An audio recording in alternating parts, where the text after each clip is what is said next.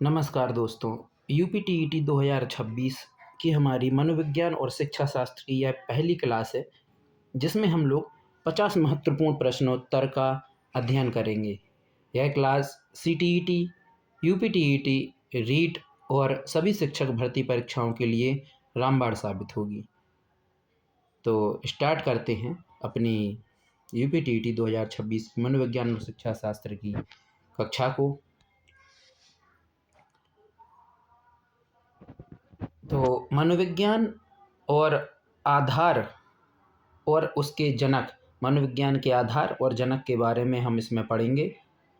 तो आधुनिक मनोविज्ञान के जनक किसे कहा जाता है? विलियम जेम्स को। आधुनिक मनोविज्ञान के जनक विलियम जेम्स को कहा जाता है। मनोविज्ञान की प्रथम प्रयोगशाला किसने स्थापित की? तो विलियम वुंड ने स्थापित की। कब स्थापित की? 1879 में स्थापित की। कहाँ स्थापित की? जर्मनी में। व्यवहारवाद के जनक किसे कहा जाता है? व्यवहारवाद के जनक किसे कहा जाता है? जेवी वॉटसन को व्यवहारवाद का जनक कहा जाता है। मनोविज्ञान को मन का विज्ञान किसने कहा? पोम्पोनोजी ने।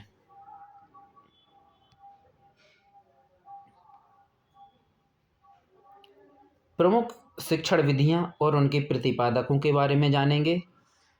तो किंडरगार्टन विधि फ्रोवेल ने दी है। मॉन्टेसरी शिक्षा प्रणाली का प्रतिपादन किसने किया? मारिया मॉन्टेसरी ने। खेल विधि का आविष्कार किसने किया है? Henry Caldwell. और हेनरी कोल्डवेल कुक ने खेल विधि का प्रतिपादन किया है। प्रोजेक्ट प्रणाली यानी कि करके सीखना, प्रोजेक्ट प्रणाली जिसको करके सीखना प्रणाली भी कहा जाता है, किसने दी है? तो यह प्रणाली जॉन डेवी, शिष्य किलपैट्रिक। तो प्रोजेक्ट प्रणाली करके सीखना किसने दी है? जॉन डेवी ने। आगमन विधि का प्रतिपादन किसने किया? ये आप लोग हमें कमेंट में बताएंगे। आगमन विधि का मतलब है उदाहरण से नियम की ओर बढ़ना। इसमें सबसे पहले हम उदाहरण देखते हैं, उसके बाद हम नियम की ओर जाते हैं। इस विधि को आगमन विधि कहते हैं। एक निगमन विधि होती है जिसमें हम पहले नियम जानते हैं, फिर उदाहरणों को देखते हैं।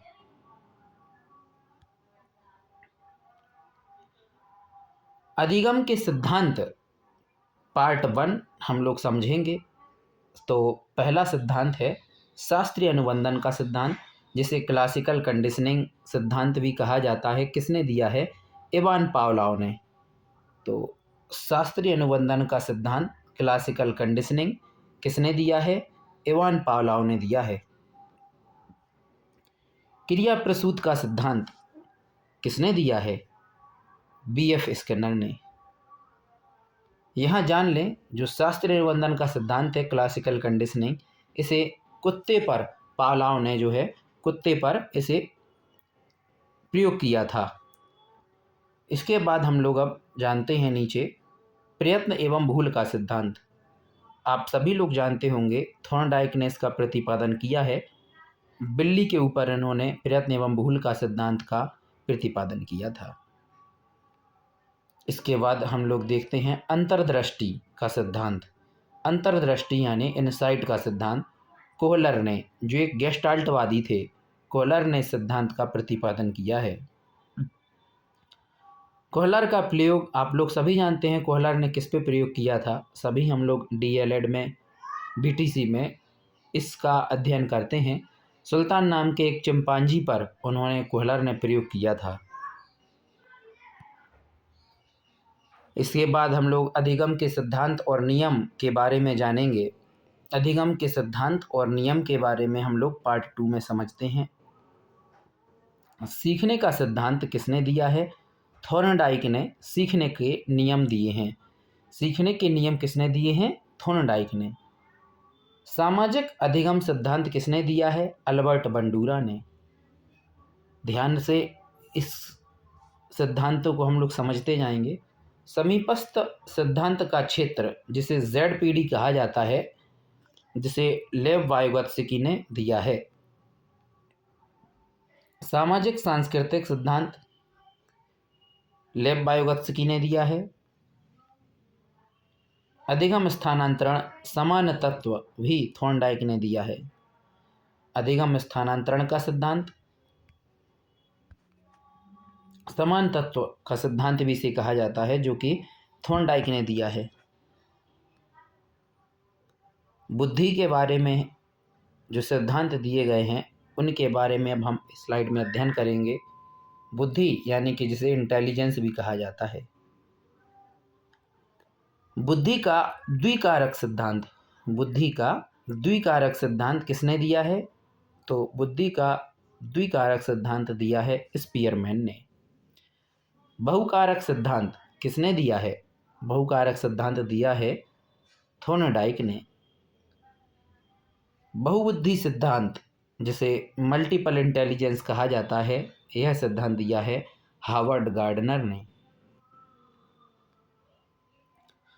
मानसिक आयु जिसे मेंटल एज कहा जाता है का प्रत्यय बिने साइमन ने दिया है। संवेगात्मक बुद्धि इमोशनल इंटेलिजेंस डैनियल गोलमैन ने दिया है। आप लोग स्क्रीनशॉट ले सकते हैं, जो भी स्लाइड आपके लिए उपयोगी लगती है, आप भविष्य में उसे देखना पढ़ना समझना चाहते हैं तो आप स्क्रीनशॉट लेते जाएं। बाल विकास की अवस्थाएं, संज्ञानात्मक विकास की अवस्थाएं किसने दी हैं? जीन पियाजे ने दी हैं। तो जीन पियाजे ने संज्ञानात्मक विकास की कितनी अवस्थाएं दी हैं? 4 अवस्थाएं दी हैं। नैतिक विकास का सिद्धांत, कौन सा? नैतिक विकास का सिद्धांत किसने दिया है? कोहलवर्ग ने दिया है।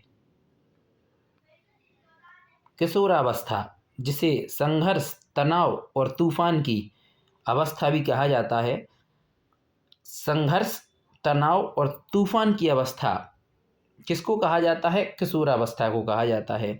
किसने कहा है ये? स्टैनली हॉल ने कहा है। सबसे पहले किशोरावस्था को संघर्ष, तनाव और तूफान की अवस्था कहा था स्टैनली हॉल ने। किशोरावस्था की अवधि कितनी होती है? किशोरावस्था की अवधि 12 से 18 वर्ष होती है। बाल्यावस्था को अनोखा काल भी कहा जाता है और यह सबसे पहले कहा था कोल एवं ब्रूस ने। सरादपोन्मुखी यानी कि सिर से पैर की तरफ, सिरो, तो इसको आप तोड़ करके समझें। सिरोपद उन्मुखी, सिरोपद उन्मुखी यानी सिरो माने सिर से, पद माने पैर की तरफ, सिर से पैर की तरफ, जिसे इंग्लिश में आप लोग समझ सकते हैं सेफलोकॉर्डल कहा जाता है। विकास सिर से पैर की ओर होना, जिसे हम लोग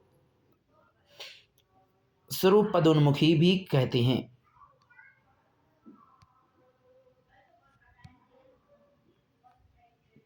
व्यक्तित्व और विशिष्ट बालक किसे कहा जाता है? व्यक्तित्व और विशिष्ट बालक के बारे में हम लोग समझेंगे।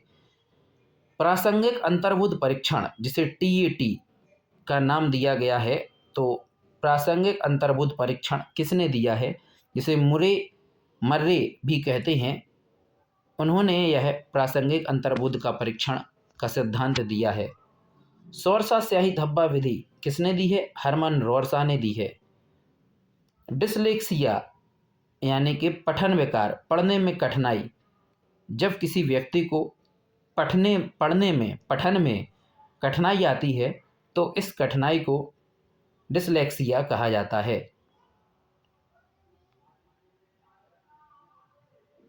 डिसकैलकुलिया किसे कहा जाता है? गणितीय कौशल विकार में अगर किसी बच्चे को जोड़ घटाना, गुणा भाग करने में बार बार समझाने के बाद भी कठिनाई हो रही है, आपने बता दिया एक बार, फिर उसे सिखाया, उसे 2-4 दिन लगातार सिखाया और उसके बाद भी अगर वो विद्यार्थी नहीं कर पा रहा है, बार बार समझने के बाद उसको एक बार समझ में आ जाए फिर वो वही गलती करता है कैलकुलेशन में, तो इसे गणितीय कौशल विकार यानी कि डिसकैलकुलिया कहा जाता है। स्वप्रेम की भावना तो कब होती है? स्वप्रेम की भावना अपने आप से बालक जब अत्यधिक प्रेम करता है कि उसे, तो इस अवस्था को, कौन सी अवस्था होती है ये, जब बालक में स्वप्रेम की भावना पाई जाती है, उसे शैशवावस्था कहा जाता है। शिक्षा अधिनियम और उसकी नीतियों के बारे में अब कुछ यहाँ पे क्वेश्चन दिए गए हैं। NCF 2005 का मुख्य सूत्र क्या है? शिक्षा बिना बोझ के, यानी कि learning without burden, learning without burden, ये NCF 2005 का मुख्य सूत्र है। RTE अधिनियम 2009 कब लागू हुआ? 1 अप्रैल 2010 को। सूक्ष्म शिक्षण, सूक्ष्म शिक्षण जिसे कि माइक्रो टीचिंग कहा जाता है, उसका समय कितना होता है? 36 मिनट का। कितना होता है? 36 मिनट का समय होता है। शिक्षा मनोविज्ञान का केंद्र बालक होता है। शिक्षा मनोविज्ञान का केंद्र बालक होता है। क्रियात्मक अनुसंधान स्टीफन एम कोरे ने दिया। क्रियात्मक अनुसंधान स्टीफन एम कोरे ने स्थापित किया।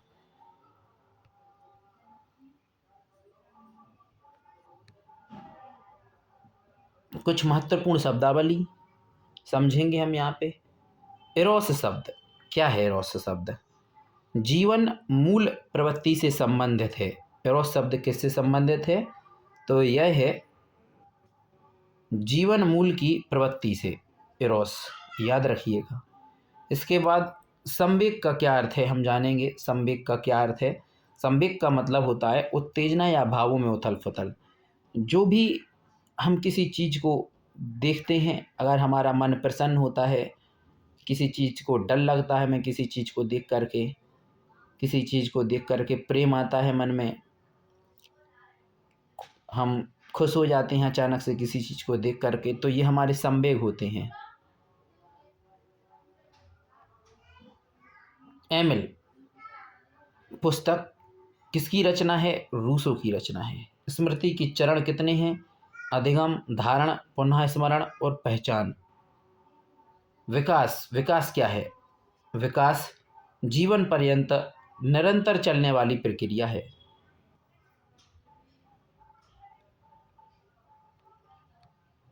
धन्यवाद। Thanks for watching.